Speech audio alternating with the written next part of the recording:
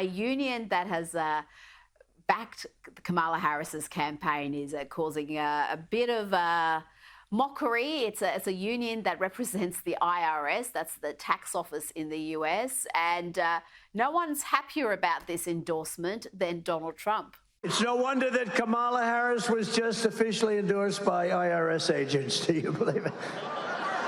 That's when you'd say, I'd rather not have that endorsement.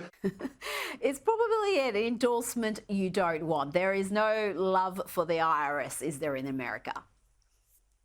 No, I think the tax man is probably universally loathed in every country, in the US certainly, and elsewhere as well. And it just goes to show how this is such a high contrast election in terms of the candidates, in terms of their policies, and in terms of the endorsements they're attracting. With Trump, you've got the Border Patrol, you've got the Teamsters that we talked about, I think, last week. And that was a big shift that they've never done in, I think, 4 decades. And then here you've got the IRS and the US Postal Service and the teachers' unions and people like that on this side. I think Trump did well, bringing some humor into it. And I think he's right.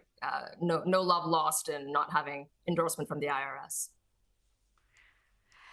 Before you go, there has been polling out this week that is far more promising for Donald Trump, including in some swing states. How do you see those numbers right now? If you were to make a prediction, who do you see is in the box seat?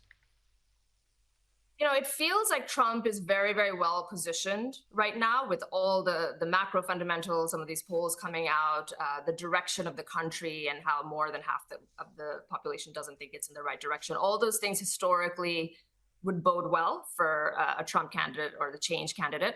However, this really is, it's a 50-50, Rita. I just think it's going to be such a tight election. It's been described as a knife fight in a phone booth. That's how razor thin it's going to be, won and lost on 40-50 votes, and that is going to continue until November.